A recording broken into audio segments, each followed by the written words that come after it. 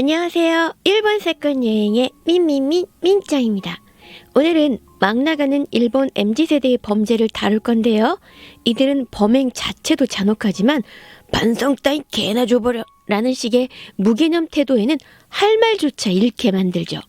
오늘 사건의 주범은 경찰 호송차 안에서 가운데 손가락을 쳐들며 욕까지 했는데요. 일본 범죄 역사상 처음 있는 일이에요. 그럼 사건 속으로 들어가 볼까요? 구독 눌러주실 거죠? 2022년 3월 1일 밤 11시 55분쯤 오사카 네아가와시 경찰서에 신고 전화가 한 통 들어오는데요. 네아가와시에 있는 미용실 앞에서 4~5명 정도 되는 사람이 싸우는 것 같다는 거였죠.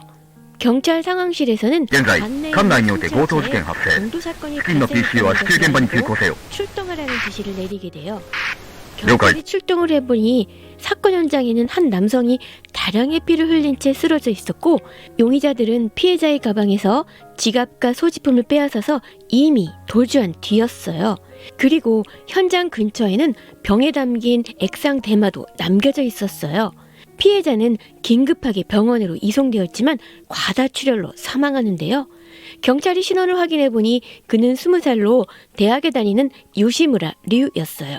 경찰은 강도 치사 사건으로 보고 주변 CCTV 분석을 하며 용의자들의 도주로를 쫓게 돼요.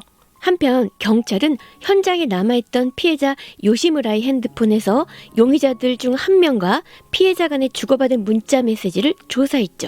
그리고 일주일 만인 3월 7일 경찰은 먼저 용의자 3명을 체포하는데요. 히카리 아키토, 자칭 아티스트로 주거지는 일정치 않았어요.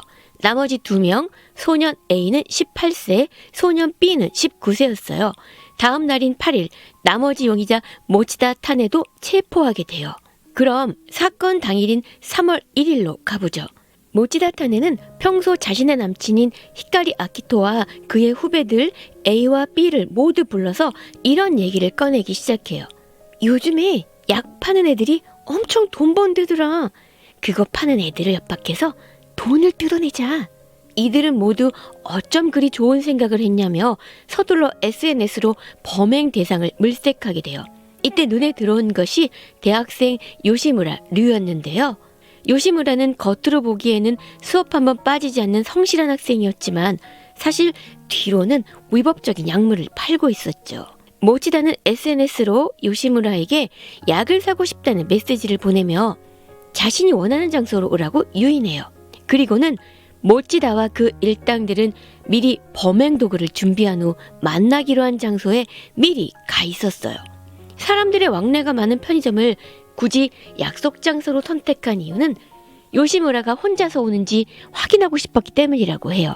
이들은 차 안에서 요시무라가 혼자서 온 것을 확인하자 모치다가 요시무라에게 문자를 보내서 만나는 장소를 바꾸자고 해요. 요시무라가 알았다며 차를 몰고 자리를 뜨자 모치다 일당도 그 뒤를 따라 움직이기 시작했죠. 이러한 이들의 모습은 당시 편의점 CCTV에 싹 다 찍혀 있었어요. 이들 모두는 변경된 장소인 미용실 앞에서 만나는데요. 요시무라가 차에서 내려서 모치다 일행 앞쪽 가까이로 오자 모치다는 기다렸다는 듯이 채로 스프레이를 뿌리기 시작했죠. 갑작스런 공격에 당황한 요시무라는 가방을 건네주며 안에 지갑이 있으니까 다 가져가고 목숨만 살려달라며 애원하기 시작했어요. 이때 히카리가 칼로 요시무라의 등을 몇 차례 찌르는데요. 그는 땅바닥에 쓰러지며 고통으로 몸부림을 치게 돼요. 모치다가 자신의 핸드폰으로 요시무라의 모습을 촬영하며 불쌍해서 어째? 이젠 움직이지도 않네? 라며 웃어댔죠.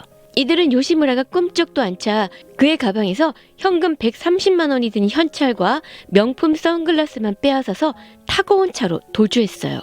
귀갓길에 이 모습을 지켜본 인근 주민이 경찰에 신고를 하게 된 거고요. 검찰로 보내지는 경찰 호송차 안에서 모치다는 기자들을 향해 가운데 손가락을 쳐들며 욕하며 조롱하는 모습을 보였고요.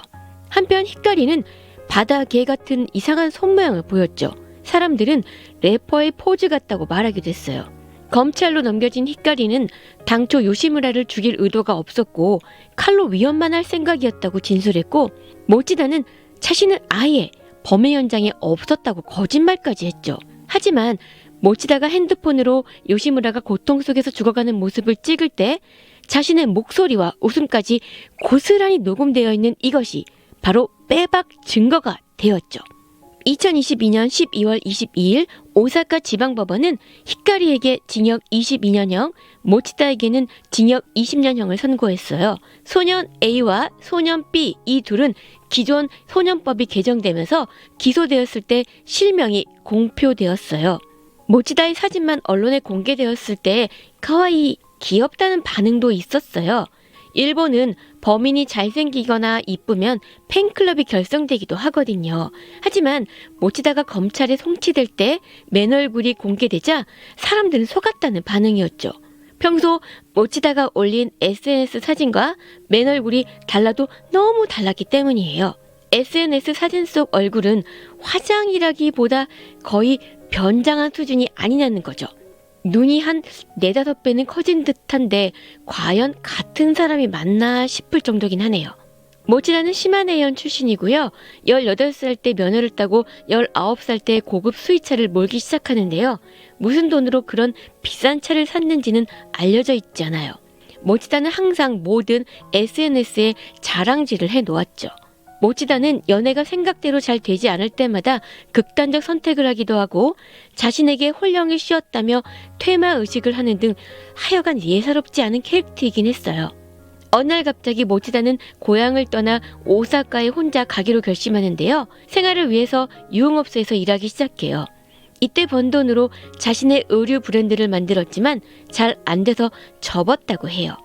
SNS에는 자주 자신의 사진들을 올리며 관종의 모습을 보이는데요.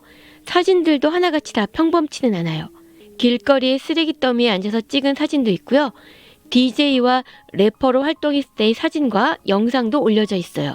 모치다가 히카리를 알게 된 건 사건 발생 약 1년 전쯤인데요. 모치다가 히카리의 고향인 가고시마의 아마미 리조트 바샤 야마구라에 놀러 갔다가 둘이 알게 되면서 사귀기 시작했죠.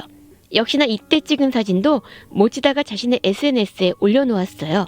공범인 히카리는 자칭 아티스트라고 하는데요. 그는 어릴 때부터 일찌감치 집을 나와서 여기저기 시설을 전전하며 살아왔다고 해요. 생활비는 대개 남의 돈을 훔치면서 마련해왔고 제대로 일을 한 적은 없어요. 일본의 MZ들이 벌인 오늘의 사건은 어떠셨나요?